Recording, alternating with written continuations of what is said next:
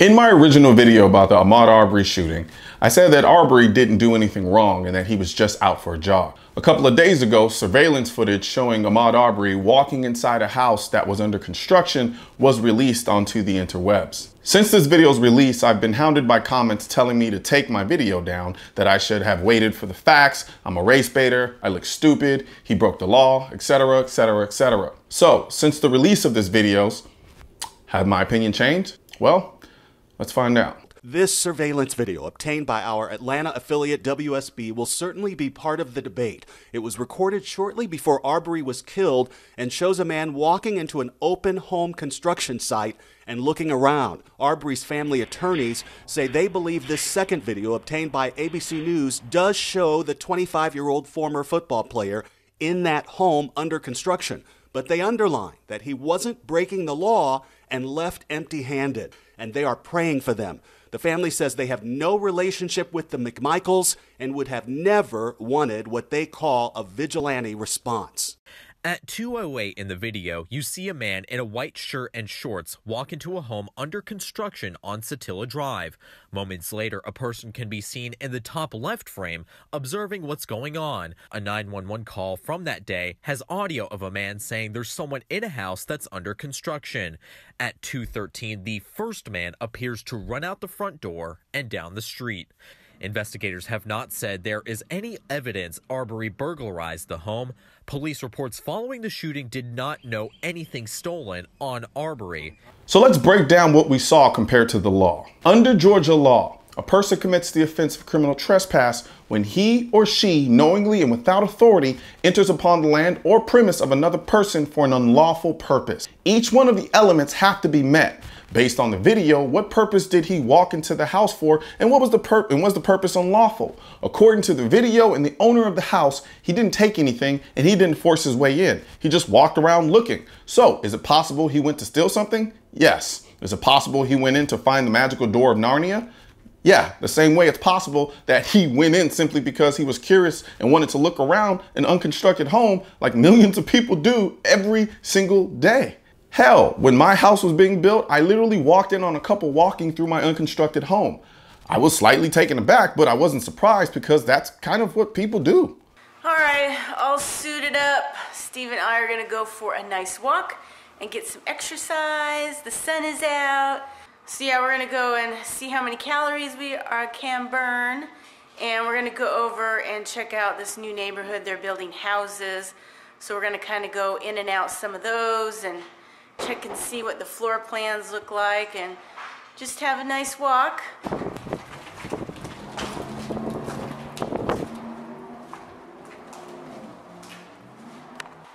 This is a nice kitchen. Yeah. Nice and spacious. I still like my kitchen. I have more countertops in this kitchen. The bar is nice. Yes, there's also video of someone going into that house at night that some people think is Arbery. But to my knowledge, that hasn't been confirmed. However, nothing in those videos that we have shows that he went inside to steal something. However, it does show he walked in, looked around, and then left. Maybe he realized there was nothing to steal. Either way, you can't infer intent based on weak, ambiguous circumstantial evidence. So based on the facts we can't say he went in for an unlawful purpose. More evidence may come out, but from what we have, it doesn't show him taking or stealing anything. So the unlawful purpose element isn't met. Now, how about, did he enter upon the land or premise of another person after receiving, prior to such entry, notice from the owner, rightful occupant, or upon proper identification and authorized representative of the owner or rightful occupant that such entry is forbidden? Long story short, did Arbery have notice that he could not be on that property? Much the same way a lot of concealed carry laws work, if you carry a gun into an establishment that has a no gun policy, you're not considered trespassing until they tell you to leave and you refuse to do so. In the case of Rayburn v. State, the Georgia Supreme Court held that notice must be sufficiently explicit notice that apprises people of exactly what property they are forbidden to enter. There was no one at the house. From what we can see in the video and what was said, there were no doors on the house. And as far as we know, there were no signs saying to keep out or no trespassing. There were no gates or fences. If any of these things existed at the time Arbery went into the house, then yeah, he trespassed. But that's why the operator asked, What did he do wrong? And was he on the premise when he wasn't supposed to be, i.e. the notice element, after he told her it was an open house under construction? Glen Brunswick Communications, Operator Smith. Hey, I live out still stores. Okay. There's break-ins out here. There's a guy in the house right now. It's a house under construction. Okay, do you have your address or that house's address? Right at 219 or 220 Satilla Drive. And you said someone's breaking into it right now? No, it's all open. It's under construction. And he's running right now. There he goes right now. Okay, what is he doing? He's running down the street. Okay,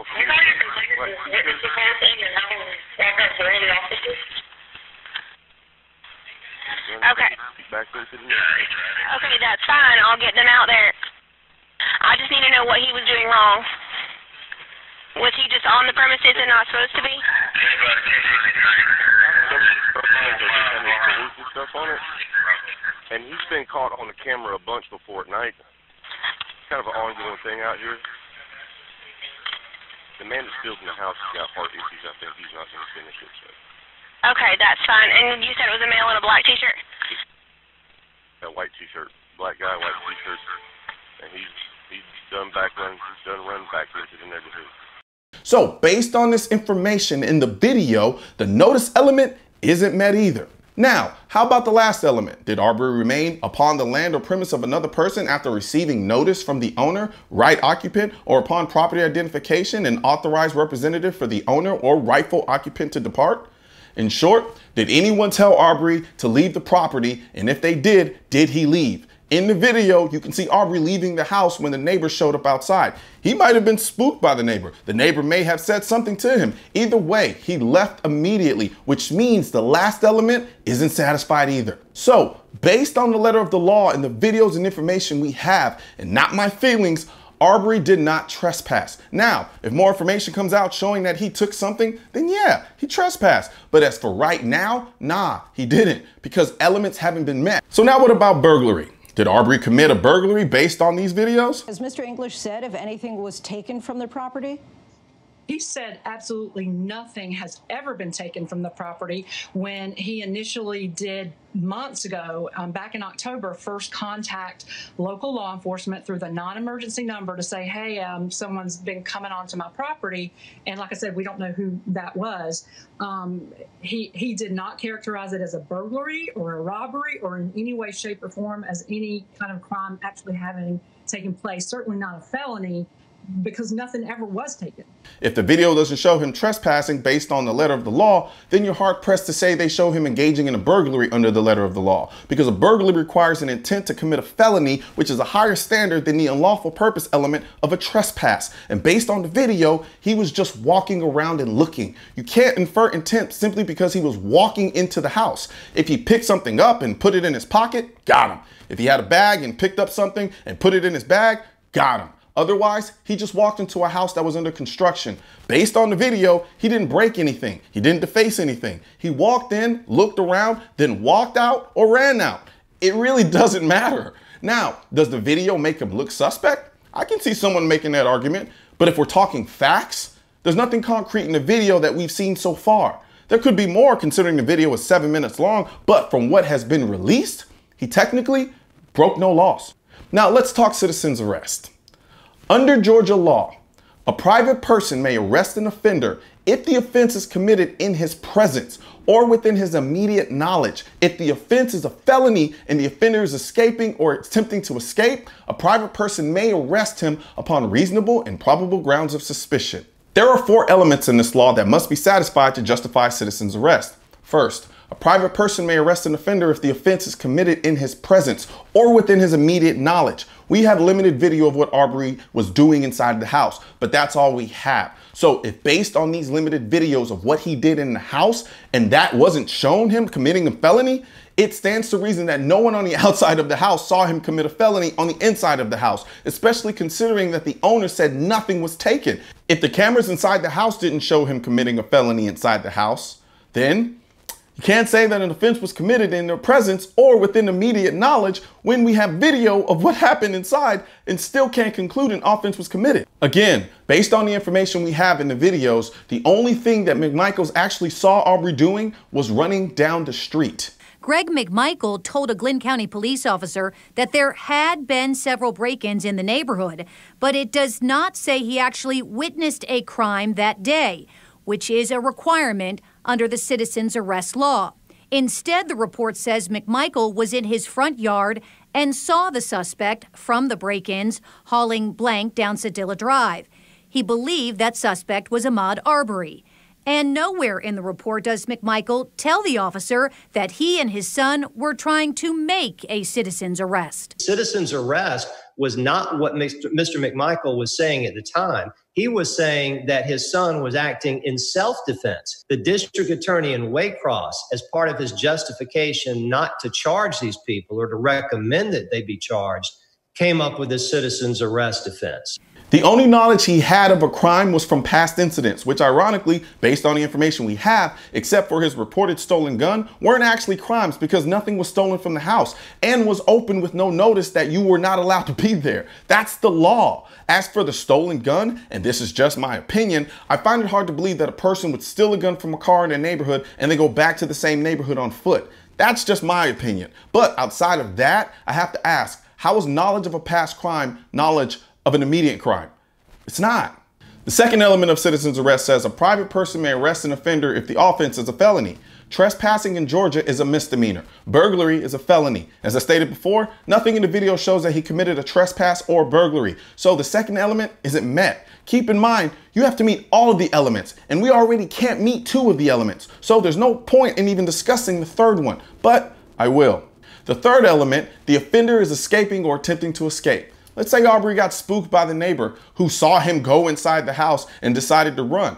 If he was committing a felony, then yes, this element would be met because he was leaving the house, and the neighbor would be able to make a citizen's arrest because if Arbery actually committed a felony and the neighbor saw it or saw Arbery running out of the house with tools or materials, then he could make that citizen's arrest. But as I showed you before, based on the information we have at this moment, there was no felony. At this point, the fourth element is irrelevant, as we've yet to satisfy the first 3.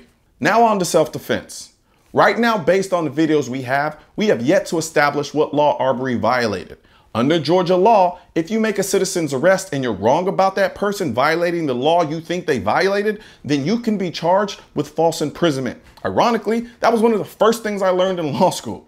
Right now, based on all the facts we have before us, not facts in the future, but right now, what law did he break based on the letter of the law? Not what you feel he broke, but what law he broke based on the letter of the law. If you say none, then right now, based on what we have before us, you can't say with any certainty that McMichael was justified in blocking the road and trying to make a citizen's arrest of Arbery while holding a shotgun. At least not based on the information we have now. That could change tomorrow or next week, but right now, you can't say that for a fact. You can feel he was right, but based on the letter of the law, you can't say it's a fact. Paige Pate has been practicing criminal defense for 25 years in the state of Georgia. He says the reason the citizen's arrest law was created was to allow retailers to apprehend someone that they think may be shoplifting. He says he can't think of any legitimate legal reason why that law would be cited, though, in this case, to exonerate the men involved in Ahmaud Arbery's shooting death. But what's critical about Georgia's law, although you are allowed to detain someone as a citizen if you think they've committed a crime, you cannot use excessive force. So even if there was a crime committed and he was trying to hold on to Mr. Arbery to wait for the police, you cannot then escalate it, as I think happened in this case. Now, you can't say that for a fact. You can feel he was right, but based on the letter of the law, you can't say it's a fact. It's feeling. There's no question that McMichael was the initial confronter, and it wasn't justified by law to confront Arbery. Then by law, he's the initial aggressor. So whenever Arbery encountered him, he had every right to use lethal force to defend his life because McMichael was holding a gun in his hand while trying to block Arbery's path. So I'm saying based on the evidence at hand that is available to the public, there was enough evidence to charge the McMichaels with something. And that's why the GDI charged them. Yes, Arbery had a criminal record, but having a criminal record doesn't automatically make Arbery guilty of all crimes. You still have to use facts to prove someone's guilty of a crime. Otherwise, it's stereotyping based on feelings and preconceived notions. You feel he committed a crime that day because he has a criminal record and what he was doing looks suspect to you. But the evidence and the facts don't prove that in this case. Maybe more facts will come out, maybe they won't. But based on what's out now, Arbery didn't commit a crime and thus had grounds to stand his ground when someone is trying to use their gun to stop him from doing what he had a legal right to do. Sure, running at someone with a gun in their hand may be stupid, but in this case, based on the facts we have, it's not illegal. What is illegal is trying to imprison someone who hasn't committed a crime, especially when you haven't seen a crime being committed. And based on the facts that we have, they did not see him commit a crime. I can't prove or disprove Arbery's intentions that day, no more than I can prove or disprove the intentions of the McMichaels. But like I said in my original video, if you're literally watching me commit a crime, cool. Do what you need to do within reason to stop the crime from happening. But if you only suspect that I've committed a crime based on the way I look, call the cops and tell them where I am. Because if you're wrong and you stop me with a gun in your hands, I'm going to think you're trying to kill me. And I'm going to do everything in my power to stop you. I never said or implied that the McMichaels were racist. Never said they shot him because he was black. I didn't even say they should be charged with murder. Personally, I don't think it's the smartest thing in the world to walk through an unconstructed home in a foreign neighborhood, even though I, along with millions of other people, have done it countless times. I also think a citizen blocking the road and standing with a shotgun in your hand to make a citizen's arrest simply because you see a man running on the street that fits a broad description of someone who committed a crime you didn't even see screams, if you don't comply with me, I will shoot you. Why else would he be holding the gun? He didn't have a holster or slung across his shoulder, but literally holding it. Anyone confronted with this type of situation has a right to defend their life accordingly. If Arbery didn't break any laws, he had every right to stand his ground that day. If you disagree with me, I get it. This isn't an open and shut case. That's why we're talking about it. That's why it's going to trial. This is a controversial case with a lot of questions and clearly a lot of facts that haven't been released to the degree that I thought they were when I made my first video. That being said, calling me a race baiter because you disagree with me on the facts is disingenuous. Call me an homosexual, a car nut, a person with terrible taste in music, but a race baiter? I'm absolutely not. I didn't say Arbery should be alive today because he was black. I'm saying he should be alive because I believe there was a better way to handle that entire situation. Right now, there's a culture war against the Second Amendment, which is why I need your help spreading our message to counter their message. You can help do this by leaving a comment, sharing this video, and clicking the bell and subscribe button. Let my voice be your voice, and let them know you want to keep America tactical, because the right to keep and bear arms shall not be infringed wasn't a suggestion, it was a directive. Also, if you're wondering where to purchase your AR-15s are essential, I will not comply. I am the militia. I lost all my guns in a boating accident, and your state-specific Keep America Tactical shirt, click the link next to my head or the link in the description section. Or if you're watching this on a mobile device, tap the small triangle on the lower right-hand side of this video and click the link in the description.